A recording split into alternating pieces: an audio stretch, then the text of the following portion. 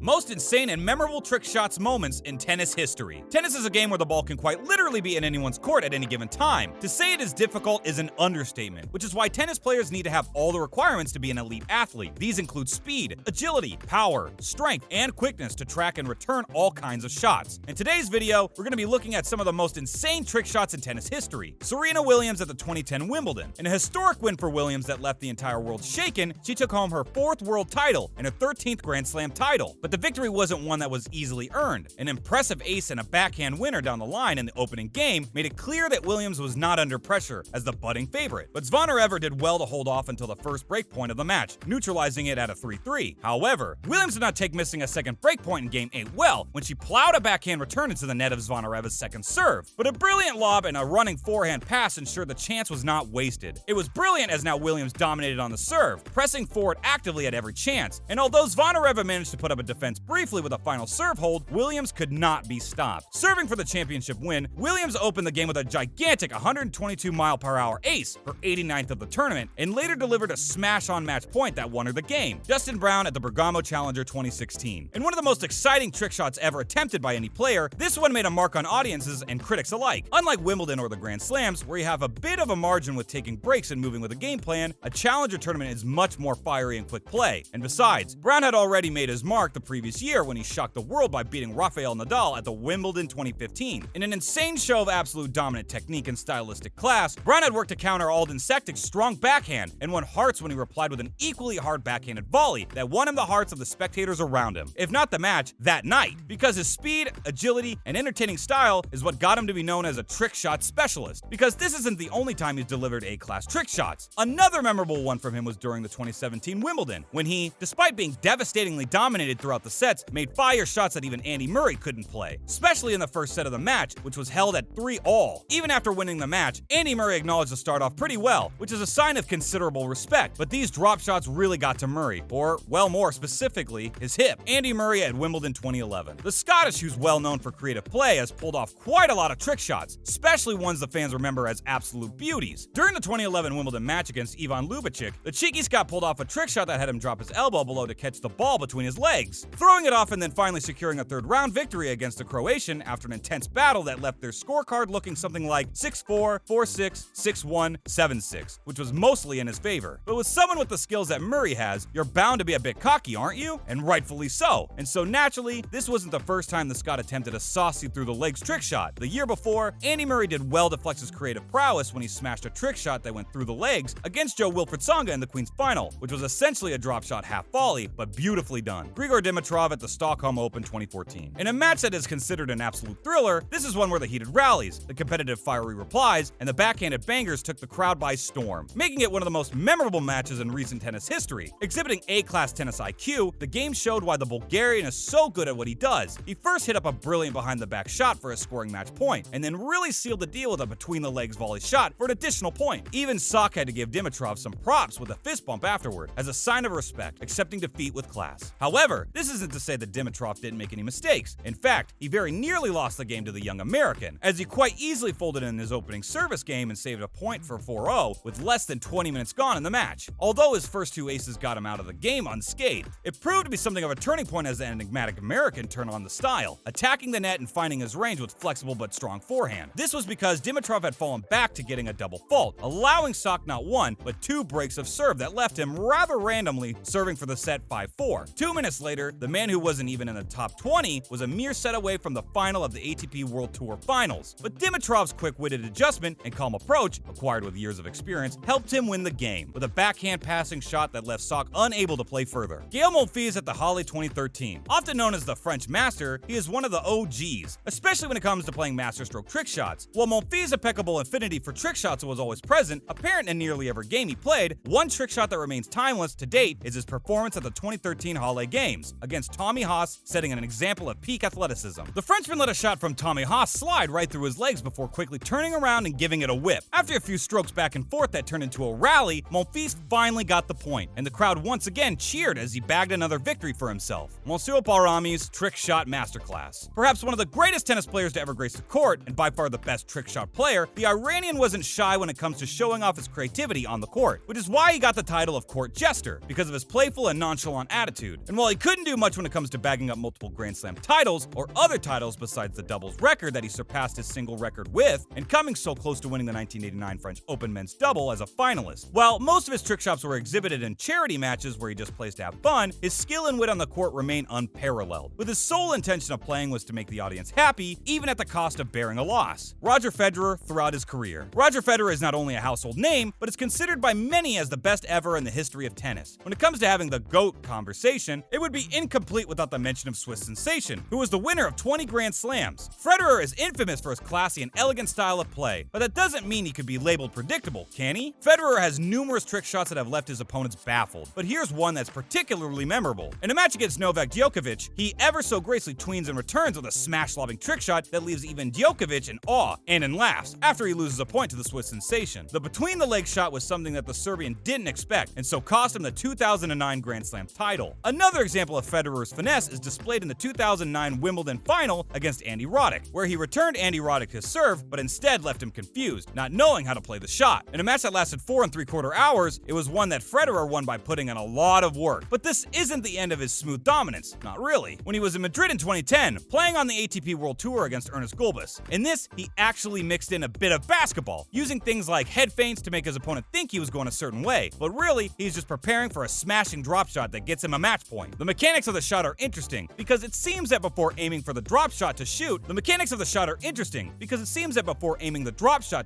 he turned his whole body away in another direction that gets him to secure a match-winning shot. There's a reason why Federer is so sure of himself as a winner. He plays trick shots he knows his opponents can't play. And that's all we have for today, folks. If you're interested in more content like this, don't forget to press the bell icon and wait for our next video. Until then, ciao!